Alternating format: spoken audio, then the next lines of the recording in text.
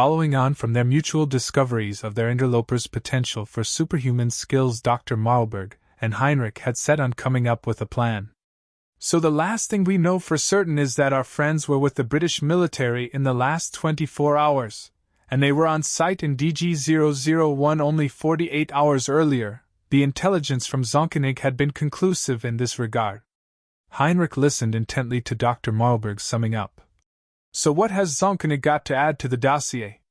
Nothing for now. Unfortunately, something said in the meeting triggered a full lockout protocol. Zonkenig and all staff below the highest security clearance were immediately sent home. Do we have any listening devices in play? Asked Heinrich, hopeful to salvage some intelligence. No, Zonkenig was our listening device. After filing his report, he returned and staked out the building. So far, no one of interest has left the building.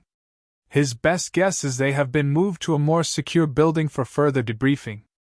I assume we are not aware of this? Asked Heinrich. No, indeed we are not, replied a disheartened Dr. Marlberg.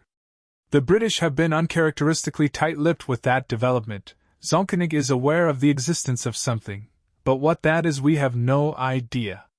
Can we mount a specific infiltration to find out where they have gone? Dr. Marlberg admired his two IC's tenacity. Some might have become ground down by his persistence, but he did not. I have tasked Zonkenig with finding out more. I expect something within a few days. I have other assets covering UK exit points. They only have so many options.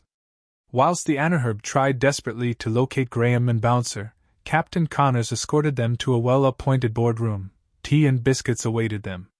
Gentlemen, please take a seat and a cup of tea. We have fusion reactors to discuss. Graham, Bouncer, and Paul all slid out a chair and sat down.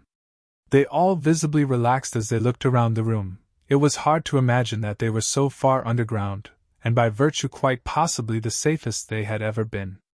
Paul was first to speak. This is truly wonderful, Captain Connors. I imagine there are boardings available on site? Yes, there is. There is no need for us to leave until we have a plan. Please feel at home and free to wander, within reasons obviously. Yes, of course, replied Paul.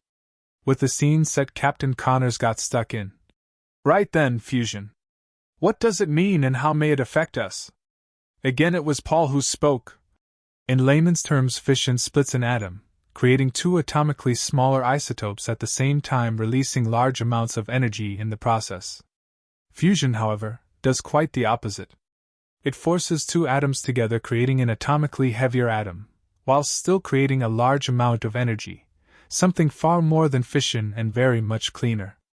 After a second to sip his tea, Paul added, like our sun, it is a massive fusion reactor.